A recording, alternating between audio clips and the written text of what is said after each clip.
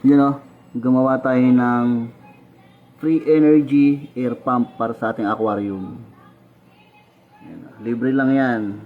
Kailangan mo lang ng empty na ganito, yung malaki para matagal, tapos hose.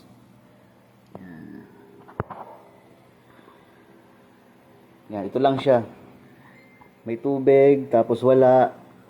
Yung tubig dito, mapupunta dito.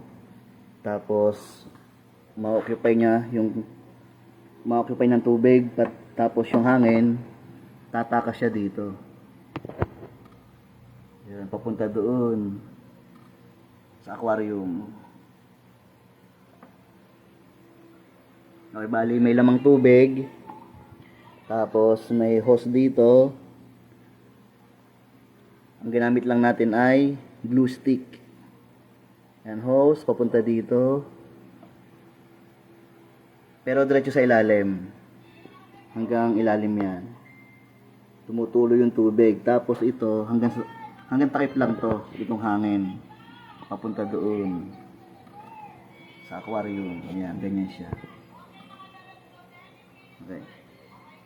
Tingnan natin kung gaano katagal. Bali, nasa 5 minutes na itong na-andar, no? Nasa 5 minutes na. Tingnan natin kung gaano katagal, kung ilang minuto. Kung anong oras siya mauubos. Ano to? 10 liters.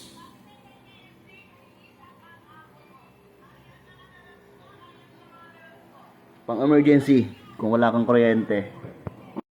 Okay, bali, nagsimula tayo, 7:20. Magsya 7:40 na. Ito pa lang ang nababawas na. Gagawa natin siya ng magandang stand para hindi siya pangit tingnan dito sa harap. Nagana pa din, ah.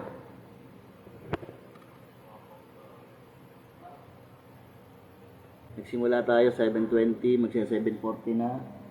8:10 na. Ito pa lang yung nababawas.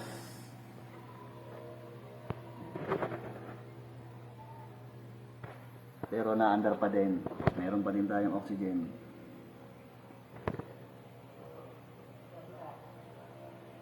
Eight 8:30 na. 8:30. Ito pa rin yung nababawas. Kaunti pa.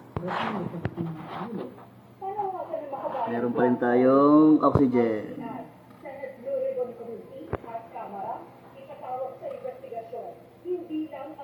Tagal, no? Isang oras na mahigit. Kanto pa lang. Ibig sabihin, 1, 2, 3, mga 5 hours. 1, 2, 3, siguro mga alas 12, 12:30, mga ganon, bago maubos.